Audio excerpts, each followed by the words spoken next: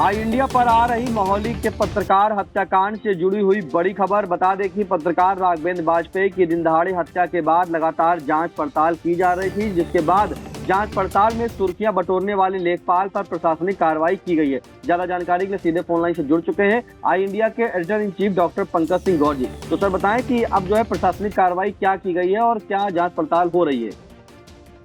देखिए निशांत, आपको बता दें कि पत्रकार राघवेंद्र हत्याकांड के बाद उस समय संदेह के घेरे में लेखपाल आ गए थे। तमाम ऐसे बिंदुओं को लेकर पुलिस जांच पड़ताल कर रही थी और पूरे मामले में जो ऑडियो सामने आया था वो काफी चौंकाने वाला था। ये ऑडियो दरअसल तहसील महोली के जो लेखपाल संघ के अध्यक्ष हैं अनीस द्विवेदी और जो पत्रकार थे राघवेंद्र वाजपेयी, उनकी कथित बातचीत का बताया जा रहा था। उसके बाद पुलिस ने कई लेखपालों को हिरासत में लिया और लगातार पूछताछ की। उसमें कई बिंदुओं पर जांच पड़ताल चली, जैसे कि विवादित जमीन के खरीद फरोख्त का मामला और धान खरीद घोटाले का मामला। इसी से जोड़कर तमाम बिंदुओं की पड़ताल हो रही है। अभी भी जो पत्रकार राघवेंद्र वाजपेयी हत्याकांड है उसमें भी चूंकि 3 बिंदुओं पर अलग अलग जांच करीब हो रही थी, उसमें 2 बिंदु अहम पहले आए शुरू में कि ये भ्रष्टाचार से जुड़ा हुआ मामला था। भ्रष्टाचार की खबरों को उजागर किया राघवेंद्र वाजपेयी ने, तभी उनकी हत्या कर दी गई। लेकिन उसके बाद तमाम बिंदुओं को लेकर जांच पड़ताल होती रही। चूंकि शूटर हाथ नहीं लग रहे थे, इस वजह से किसी बिंदु पर आखिर तक पुलिस नहीं पहुंच रही थी। कभी ये कहा जा रहा था धान खरीद का मामला हो सकता है, चूंकि तमाम खबरें राघवेंद्र वाजपेयी ने प्रकाशित की। इसके अलावा कभी लग रहा था कि विवादित जो जमीन है उसके खरीद फरोख्त में जो लेखपाल शामिल हैं वो करा सकते हैं। कभी बात निकल करके आई कि एक आध्यात्मिक गुरु हैं, उनका भी नाम आया। जब उनका नाम आया तो मृतक की पत्नी ने तमाम सवाल खड़े करने शुरू कर दिए। तो कुल मिलाकर जांच पड़ताल में जो लेखपाल हैं उनकी जो कारगुजारियां हैं वो तो उजागर हो ही गई। खुलासा अभी भले ही नहीं हो पाया, लेकिन उनकी चूंकि कारगुजारियां इसलिए उजागर हो गई, जो लेखपाल संघ तहसील महोली के अध्यक्ष अनीस द्विवेदी हैं, उन्होंने तहसील में सेम जैसे कि लंका में रहकर विभीषण ने जो भूमिका अदा की लंका को नष्ट करने में, विभीषण की भूमिका में अनीस द्विवेदी वहां नजर आए। बहुत सारी कमियों को अनीस द्विवेदी पत्रकार को बताते थे, उजागर करवाते थे। अब ये कहिए कि क्यों कराते थे, तो देखिए आपको बता दें कि अनीस द्विवेदी और जो दूसरे लेखपाल हैं जैसे कि राम सिंह राणा, इनके बीच चुनाव होता था। वर्चस्व को लेकर इनके बीच की जंग थी और कभी अनीस द्विवेदी उसी पत्रकार से पीड़ित थे। बाद में उनसे मिलकर बहुत सारी तहसील की जो खामियां, जो भ्रष्टाचार, जो कमियां, उनको एक एक कर बताते थे और उसके बाद वो खबरें प्रकाशित होती थी और उससे कहीं न कहीं दूसरा जो गुट था लेखपालों का, वो उसका कहीं न कहीं नुकसान होता था। यहाँ तक कि लेखपाल पर ही इसके छींटे नहीं पड़ते थे, बल्कि इसकी जद में एसडीएम तक आते थे, उन पर भी तमाम उंगलियां उठती थी, तहसीलदार भी निशाने पर आते थे। तो ये सब कुछ कराते थे अनीस द्विवेदी। ये बताते तब थे जब खामियां होती थी, लेकिन इतनी बारीक खामियों को कोई दूसरा आदमी कैसे ला सकता था जब तक कि अनीस द्विवेदी उन्हें ना बताते। पिछले दिनों पत्रकारों के सामने अनीस द्विवेदी को भी लाया गया था और अनीस द्विवेदी ने ये सब बातें पुलिस अधीक्षक चक्रेश मिश्र की मौजूदगी में पत्रकारों को बताई थी। तो कुल मिलाकर कई दिनों बाद यानी 8 मार्च को दिन दहाड़े हत्याकांड हुई थी। उसके बाद अब 1 माह होने जा रहा है धीरे धीरे। अब कुल ये निकल करके आया कि जो खरीद फरोख्त थी वहां पर विवादित जमीन की, वो पुष्टि हो गई और उस मामले में 4 लेखपालों पर कार्रवाई की गई है।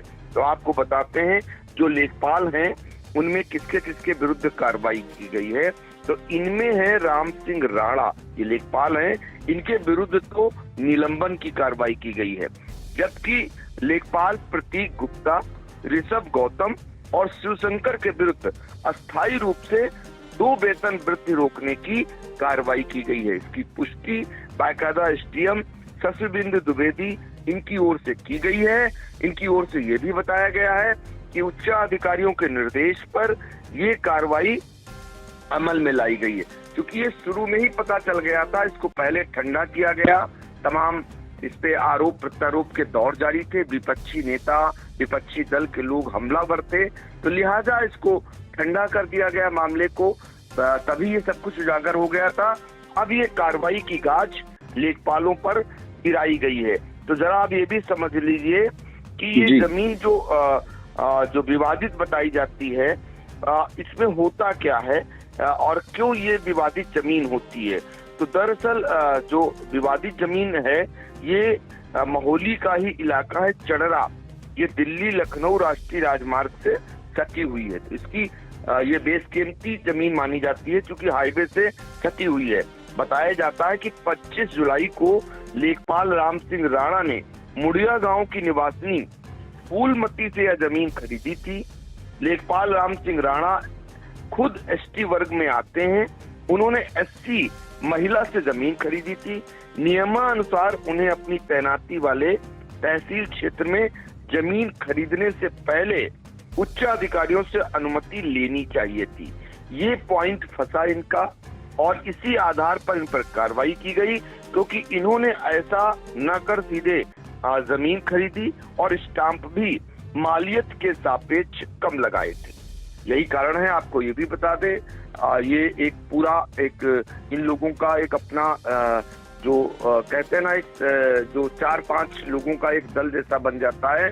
इसमें भूतपूर्व सैनिकों का अपना एक गुट है जो इस तरीके की जमीनों की खरीद फरोख्त वहां पर करता था, लेखपालों की मिली भगत से करता था, और यही कारण है कि ये उनके लिए बवाले जान बन गया। और बवाले जान वर्चस्व की लड़ाई को लेकर बन गया, खासकर क्योंकि वहां पर ये चुनाव भी लड़ते थे अनीश द्विवेदी से, और उसमें इन्हें हालांकि हार का सामना करना पड़ा। तो कुल मिलाकर के 4 लेखपालों पर कार्रवाई की ये गाज गिरी हुई है, और अभी इस मामले में और भी जांच पड़ताल की जा रही है, आपको ये बता दें। और यही कारण है कि अब इसमें आगे की थोड़ा बता दें आपको। तहसील प्रशासन ने इस विवादित भूमि को राजस्व अभिलेखों में फूलमती का नाम निरस्त करते हुए राज्य सरकार में निहित करने का आदेश भी दे दिया है। ये अहम जानकारी है। कुल मिलाकर अभी और भी जांच पड़ताल की जा सकती है, क्योंकि ऐसी विवादित जमीनों का जब मामला सामने आया है और कई लोग अभी भी हिरासत में हैं, आपको बता दें, जिनसे लगातार पूछताछ जारी है। तो पुलिस अभी भले ही हत्याकांड का, पत्रकार हत्याकांड का खुलासा नहीं कर पाई है, लेकिन लेखपाल जरूर बेनकाब हो गए हैं। उन पर 4 लेखपालों पर कार्रवाई हुई है। अब देखना होगा जो अध्यक्ष हैं अनीश द्विवेदी, उन पर आखिर में क्या कार्रवाई होती है। उधर दूसरी तरफ राघवेंद्र हत्याकांड को लेकर आपको बता दें, उस मामले में भी परिजन डिप्टी सीएम ब्रजेश पाठक से उन्होंने मुलाकात की थी, और मुलाकात के बाद ये कहा गया था पुलिस की ओर से कि वो बहुत करीब है, जल्द ही खुलासा कर दिया जाएगा। तो देखना होगा। इस मामले में भी बताया जाता है कि पुलिस की टीमें अलग अलग जनपदों में ही नहीं, प्रांत में, दूसरे प्रांत में भी भेजी गई हैं, और वो शूटर जब पकड़ में आएंगे, सुपारी किलर जब पकड़ में आएगा, तो उसका खुलासा हो जाएगा। अब ये कहा जा रहा है कि बहुत करीब पुलिस पहुंचती हुई दिखाई दे रही है। उधर मदद के लिए, पत्रकारों की मदद के लिए भी हाथ उठ रहे हैं। लगातार उन्हें आर्थिक मदद के लिए लोग इंतजार कर रहे हैं कि पहले इसका खुलासा हो, तह तक जाए, पहले पता चले कि वास्तविक बात क्या थी, किस लिए उनकी हत्या की गई थी, कौन लोग हैं इसमें हत्या में शामिल। ये सारा खुलासा अब पुलिस बहुत जल्द कर सकती है। कुल मिलाकर कड़ियों को सुलझाती हुई अब धीरे धीरे दिखाई दे रही है सीतापुर की पुलिस।